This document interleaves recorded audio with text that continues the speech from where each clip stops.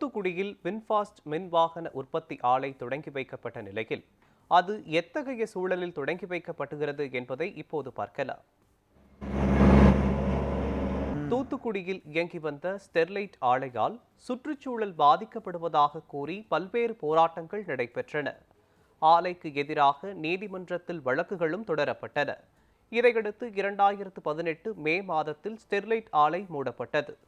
இதனால் நேரடியாகவும் மறைமுகமாகவும் பல்லாயிரக்கணக்கானோர் வேலை இழந்ததாக கூறப்படுகிறது. தமிழக அரசிற்கும் ஆண்டிற்கு சுமார் 2500 கோடி ரூபாய் அளவிற்கு வருமான இழப்பு ஏற்பட்டதாக தகவல்கள் தெரிவிக்கின்றன. இதையடுத்து ஸ்டெர்லைட் ஆலையை மீண்டும் திறக்க வேண்டும் என்ற கோரிக்கை வலுத்து வருகிறது. இது தொடர்பாக மாவட்ட ஆட்சியர் அலுவலகத்தில் தொடர்ந்து மனுக்கள் அளிக்கப்பட்டு வருகின்றன. இந்நிலையில் வியட்நாமைச் சேர்ந்த வின்ஃபாஸ்ட் என்ற நிறுவனத்திற்கு தூத்துக்குடியில் மின்வாகன தயாரிப்பு ஆலை தொடங்க தமிழக அரசு அனுமதி அளித்துள்ளது. இந்த நிறுவனம் அமெரிக்காவின் வடக்கு கரோலினாவில் தொடங்கியுள்ள தொழிற்சாலை பல்வேறு காரணங்களால் தனது உற்பத்தி தொடக்கத்தை 2028 ஆண்டிற்கு தள்ளி வைத்திருப்பதாக தகவல்கள் தெரிவிக்கின்றன.